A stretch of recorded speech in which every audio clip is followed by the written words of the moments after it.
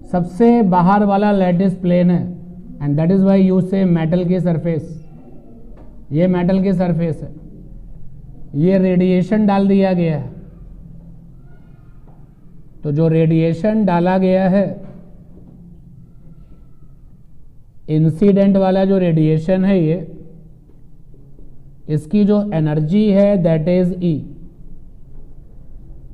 इसकी जो एनर्जी है वो ई है। तो जब कोई रेडिएशन किसी सरफेस पर गिरता है तो न्यूटन ने एक ऐसी यूनिवर्सल बात बता दी थी जो सभी लोगों ने एक्सेप्ट किया। उन्होंने कहा कि जब भी रेडिएशन किसी भी सरफेस पर गिरता है, चाहे वो मेटल की सरफेस हो या कोई भी सरफेस हो, तो गिरने वाली एनर्जी का कुछ हिस्सा लौट जाता है। ये रिफ्लेक्टेड रेडिएशन है, रिफ्लेक्टेड रेडिएशन। तो यार रिफ्लेक्टेड वाले रेडिएशंस में कुछ फोटॉन्स होंगे ना, तो मान लेते हैं रिफ्लेक्टेड वाले रेडिएशंस में जो फोटॉन्स हैं, फोटॉन्स नंबर है N R, R for reflected, और जो एनर्जी है रिफ्लेक्टेड वाले फोटॉन्स की वो ई आर है, ई आर, ठीक है ना। जब भी कोई रेडिएशन किसी सरफेस पर गिरेगा तो एनर्जी का कुछ हिस्सा 100% क्या करता है, लौटता है। कुछ हिस्सा क्या करेगा, एब्जॉर्ब हो जाएगा उस मटेरियल में। ये एब्जॉर्ब रेडिएशन है, एब्जॉर्ब होने वाला रेडिएशन। तो भाई जो रेडिएशन एब्जॉर्ब हुआ है वो भी तो फोटॉन्स का नंबर होगा। तो मान लेते हैं कि जो फोटॉन्स का नंबर है, एब्जॉर्ब वाले रेडिएशंस में जो फोटॉन्स नंबर है वो Na है, Na, और जो एनर्जी है एब्जॉर्ब वाले फोटॉन्स की वो Ea है। मटेरियल यहां खत्म हो गया और बचा हुआ हिस्सा क्या करेगा, ट्रांसमिटेड होगा, हाँ या ना। ट्रांसमिट जो बाहर निकल आता है। भाई अगर सनलाइट हमारी बॉडी पर गिरेगी तो 100% कुछ हिस्सा क्या करेगा, रिफ्लेक्ट होगा, कुछ हमारी बॉडी में क्या होगा, एब्जॉर्ब होगा, और कुछ हमारी बॉडी से बाहर निकल के क्या हो जाएगा, ट्रांसमिट हो जाएगा। ये बात क्लियर है ना, ये यूनिवर्सल ट्रुथ है जो हम यहां पर डिस्कस कर रहे हैं। अब अगर तुमने कहा कि सर हमने तो जो सरफेस लिया है वो मिरर वाली है, तो तुमने जानते हो किस में बैन लगा दिया, एब्जॉर्ब में तुमने बैन लगा दिया और ट्रांसमिटेड भी तुमने बैन लगा दिया। क्योंकि अगर सरफेस मेटल की सरफेस अगर मिरर बन जाएगी तो लगभग 100% क्या हो जाएगा, लौट जाएगा। तो हम अपनी तरफ से क्यों ये कहें कि ट्रांसमिटेड नहीं है, हम ले करके चलें और सरफेस की जो प्रॉपर्टी है, जो सरफेस होगी उसके हिसाब से कभी रिफ्लेक्शन क्या होगा, जीरो। अगर ये मेटल की सरफेस जो है वो आइडियल बॉडी है, आइडियल ब्लैक बॉडी है, तो क्या होगा, तो जो भी रेडिएशन डालोगे 100% क्या कर जाएगा, एब्जॉर्ब कर जाएगा। तो रिफ्लेक्शन वाला क्या हो जाएगा, जीरो। ट्रांसमिटेड क्या हो जाएगा, जीरो। केवल एब्जॉर्प्शन ही आपका रिच हो जाएगा। तो हम जनरल वे में सोच के चल रहे हैं। और ट्रांसमिटेड जो रेडिएशन है भाई, इसके पास में भी फोटॉन तो होंगे ही। तो मान लेते हैं कि फोटॉन्स का जो नंबर है दैट इज nt, और जो एनर्जी है दैट इज Et। क्या ये रिजल्ट क्लियर है, बोलो। तो छोटी छोटी डेफिनेशंस आती हैं, रिफ्लेक्शन कॉफिशिएंट, छोटी छोटी डेफिनेशंस आती हैं, reflection coefficient, absorption coefficient and transmission coefficient. तो रिफ्लेक्शन कॉफिशिएंट को हम लोग लिखते हैं, आप बताइए, पढ़ा हुआ है आपने इसको तो, अरे प्रीवियस क्लासेस में ये पढ़ चुके हो आप। रिफ्लेक्शन कॉफिशिएंट सिंबल क्या है, आर। डेफिनेशन क्या बनेगी, जो एनर्जी रिफ्लेक्ट हो रही है अपॉन में incident. Now check the situation, लौटने वाली एनर्जी कितनी है, ई आर, गिरने वाली कितनी थी, ई। ठीक है, रिफ्लेक्शन कॉफिशिएंट की डेफिनेशन बना लोगे। तो डेफिनेशन लिखने की अब मुझे कोई रिक्वायरमेंट नहीं है। एब्जॉर्प्शन कॉफिशिएंट की वैल्यू क्या होती है, एब्जॉर्प्शन कॉफिशिएंट को हम ए से लिखते हैं, एब्जॉर्ब होने वाली एनर्जी अपॉन इंसिडेंट वाली एनर्जी। ये हो गया एब्जॉर्प्शन कॉफिशिएंट। और ट्रांसमिशन कॉफिशिएंट क्या होता है भाई, याद आया कि हाँ पहले भी आप पढ़ चुके हैं इसको। Transmission coefficient T is equal to transmitted वाला एनर्जी अपॉन में इंसिडेंट, ये हो गए आपके तीनों कॉफिशिएंट। अच्छा, कंजर्वेशन लॉ ऑफ एनर्जी से अगर हम देखें तो टोटल एनर्जी E ही तो 3 हिस्सों में ब्रेक हो गई है, बोलो भाई। तो बड़ा ये फेमस क्वेश्चन है, सारे कॉफिशिएंट का समेशन कितना होता है 1। यानी कि अगर हम रिफ्लेक्शन कॉफिशिएंट ले लें, अगर हम एब्जॉर्प्शन कॉफिशिएंट ले लें, अगर हम ट्रांसमिशन कॉफिशिएंट ले लें और सबको ऐड कर लें, सारे बड़े बच्चे यहाँ बैठे हुए हैं, जब सबको ऐड करेंगे तो 1/E कॉमन हो जाएगा, ब्रैकेट के अंदर रह जाएगा ER plus EA plus ET, और भैया ऊपर भी E और नीचे भी E, तो क्या हो गया 1। तो यानी कि R plus A plus T बराबर 1। ठीक है, एक क्वेश्चन आता है कि परफेक्टली रिफ्लेक्टिंग सरफेस के लिए रिफ्लेक्शन कॉफिशिएंट की वैल्यू कितनी होती है। जब ये टर्म यूज किया जाए कि परफेक्टली रिफ्लेक्टिंग सरफेस के लिए, परफेक्टली रिफ्लेक्टिंग सरफेस है तो for perfectly reflecting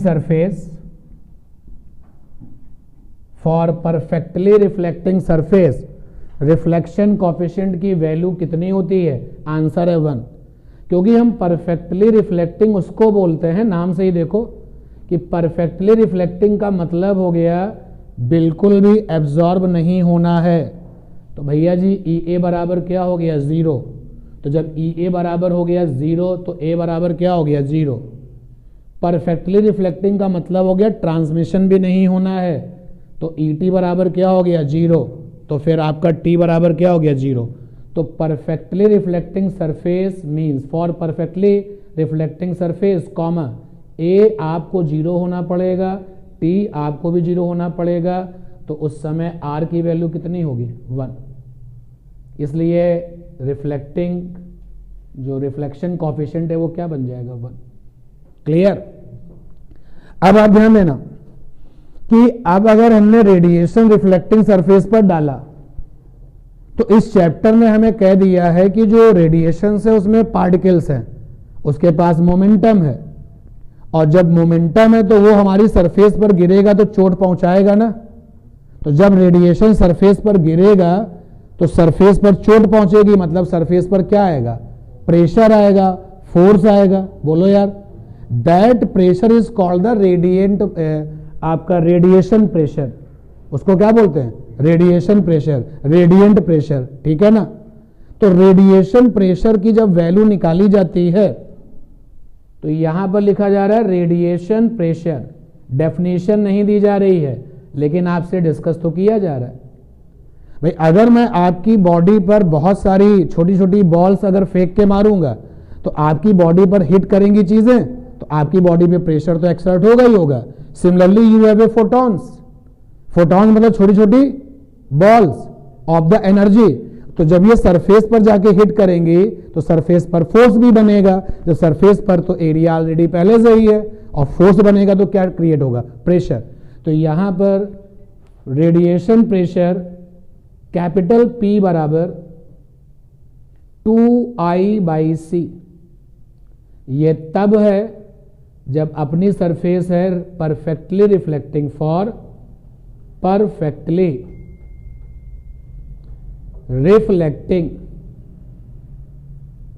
reflecting surface. ठीक, और ये तब क्रिएट होता है, ये रिजल्ट तब आता है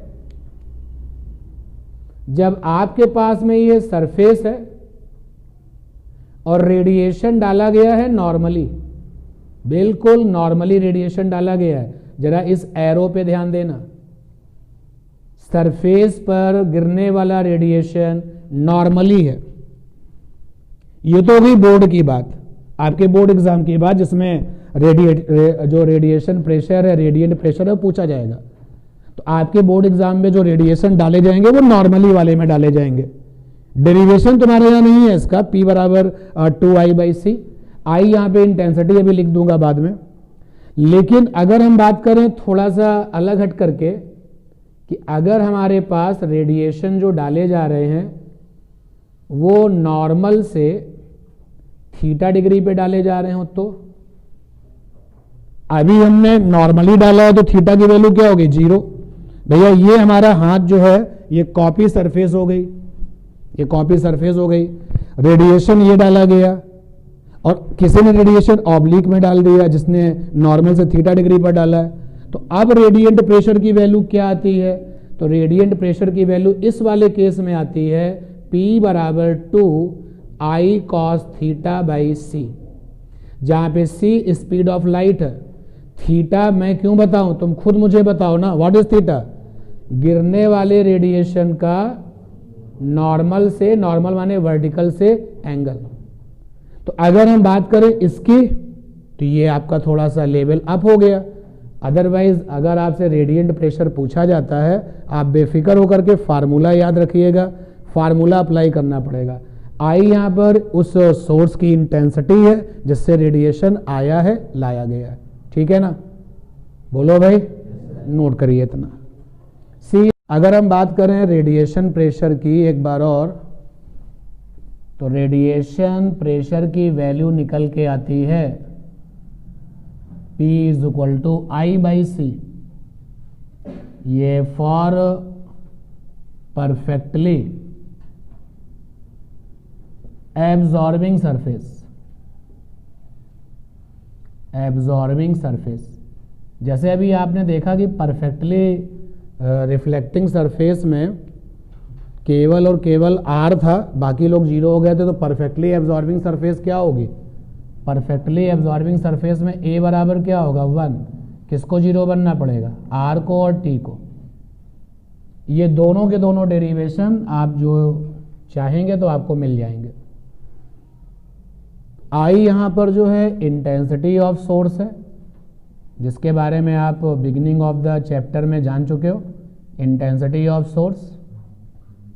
चलो एक बार ज़रा सा कॉन्फिडेंस बढ़ा दो, इंटेंसिटी कैसे निकलती है?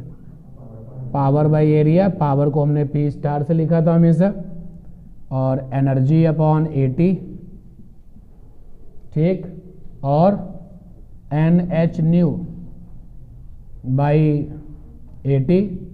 और NSc/λAT। इतने तरीके से आप इंटेंसिटी को निकाल सकते हो, जहाँ पे n नंबर ऑफ फोटॉन्स हैं, n यहाँ पर नंबर ऑफ फोटॉन्स हैं। बाकी चीज़ें आपको पता ही हैं, A माने एरिया है, T माने टाइम है, न्यू माने फ्रीक्वेंसी है, लैम्डा माने वेवलेंथ है, P* माने पावर है सोर्स की। तो ये रेडिएशन प्रेशर। जब ध्यान देना, ये कुछ बातें हैं जो कि एक्स्ट्रा में है, लेकिन बड़ी ही ज़बरदस्त हैं जब न्यूमेरिकल करोगे आप। जैसे आप देखिए, आपको मिला R बराबर ER अपॉन में EA मिला, ठीक है? जो लोग बिजी हैं थोड़ा सा इधर ध्यान दें। आपको R माने रिफ्लेक्शन कोफिशिएंट, तो रिफ्लेक्शन कोफिशिएंट R बराबर है ER/E। तो यहां से ER की वैल्यू क्या आ गई? R × E, ठीक। अब देखिए ER की वैल्यू क्या लिख सकते हैं हम लोग? ER को क्या लिख सकते हैं? ER है रिफ्लेक्टेड एनर्जी, और रिफ्लेक्टेड एनर्जी ER है, और कितने फोटॉन्स रिफ्लेक्ट हो रहे थे? NR याद है ना? तो NR यहां पे टोटल फोटॉन्स रिफ्लेक्टेड थे, NR था total reflected photons, reflected photons. तो यहां से ER की वैल्यू क्या हो जाएगी? NRhν, क्योंकि एक फोटॉन की एनर्जी कितनी होगी? hν। तो NR फोटॉन की कितनी होगी? NRhν। आपको अगर hν पसंद नहीं आएगा तो फिर आप लिखोगे NR hc/λ। तो यहाँ पे ER की जगह पर इसको रखोगे NR H न्यू, तो इज इक्वल टू हो जाएगा RE। जिनको H न्यू नहीं आएगा SC बाई लैम्डा, तो वो उसके साथ वर्क कर पाएंगे। NR की वैल्यू हो गई RE अपॉन में H न्यू, और जो लोग H न्यू नहीं लिखेंगे वो क्या लिखेंगे फिर यहाँ पे RE upon HC by lambda. तो sometimes you can calculate the NR, number of photons जो कि रिफ्लेक्टेड हुए। क्या इसी थिंकिंग का इस्तेमाल करते हुए आप NT और NA भी निकाल पाओगे? देखो जरा, NR जो निकल के आया है बस उसी के साथ चेंजेस देखो कहाँ कहाँ आएंगे। NR में आया है R into E by H nu, तो NA में क्या आएगा A into E by H nu, या A into E by SC by lambda.